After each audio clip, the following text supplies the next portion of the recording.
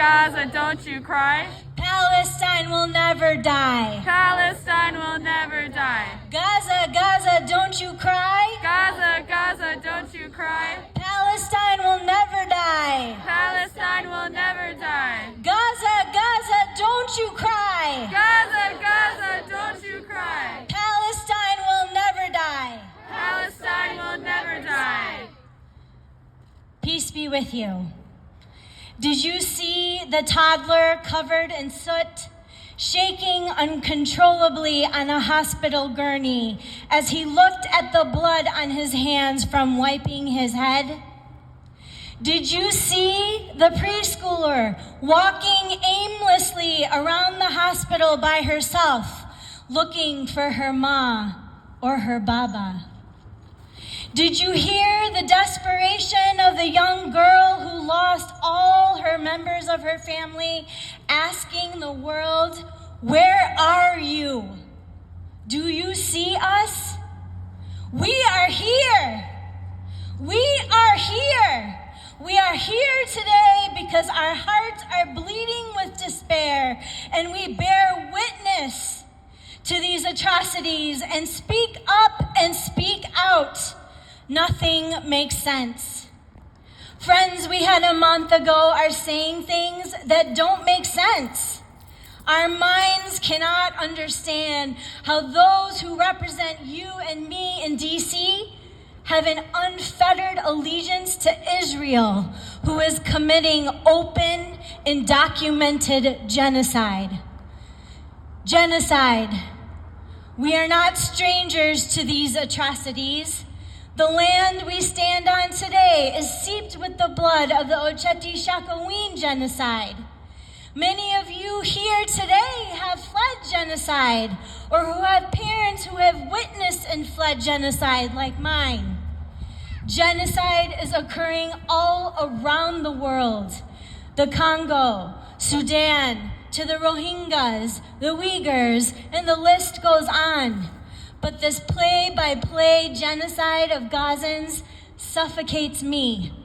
It cannot hide.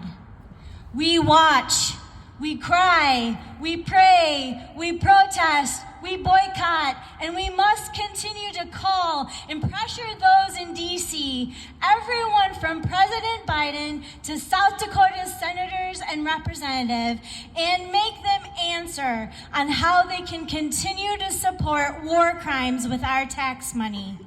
They represent us too. Let's make sure they know that. So join me in reaching DC electees with 500 calls by December 1st.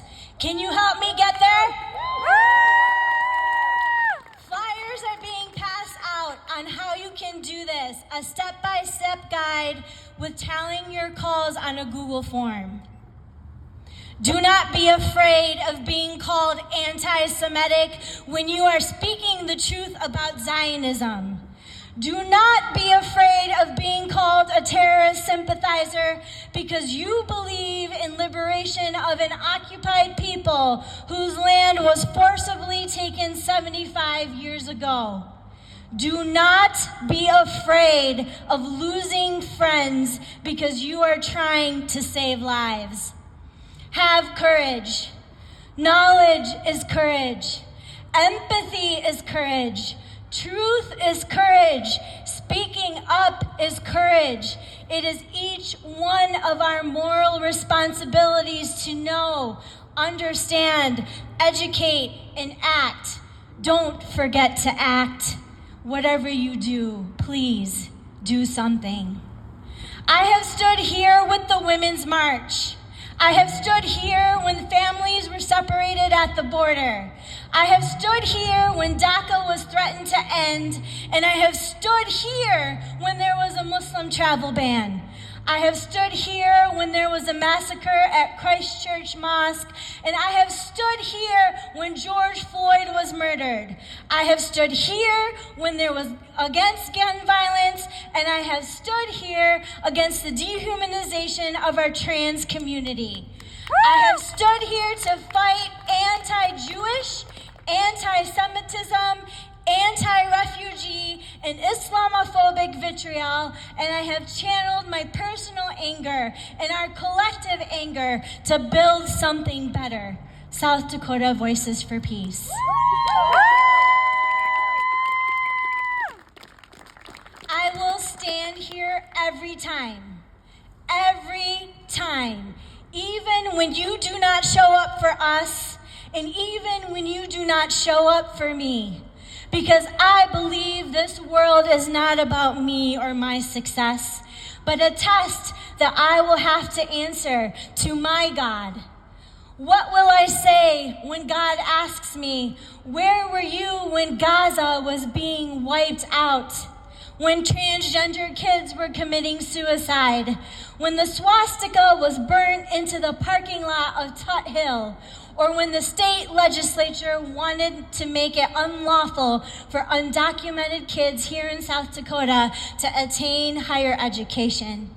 And when they wanted to declare the religion of Islam terrorism? I will at least be able to answer, I was here.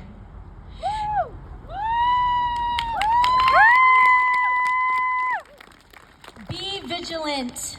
Legislative session starts in January, and our fight against racism, bigotry, and hate will continue, and we must all show up in the halls of Pierre. I am here because I believe in the equal humanity of every single one of us. I believe in a world filled with freedom to be, freedom to believe, freedom to breathe, freedom to move, freedom to love, freedom from fear, and freedom to have happiness.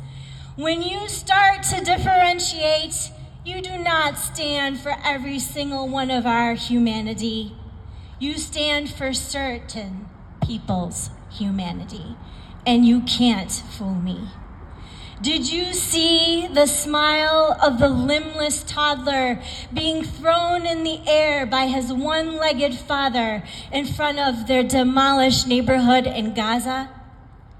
Did you hear the journalist who asked, "What do you wish for?" to a little Palestinian boy, and he responded, "A toy bulldozer truck"? Did you see the kids in Gaza collecting cups of rainwater so they have water to drink? Don't complicate what you are seeing. This is about saving humanity in Gaza, in saving the humanity in all of us. 5 days of a humanitarian pause is not enough. We must continue to call for an immediate ceasefire now. Repeat after me. Ceasefire now. Ceasefire now.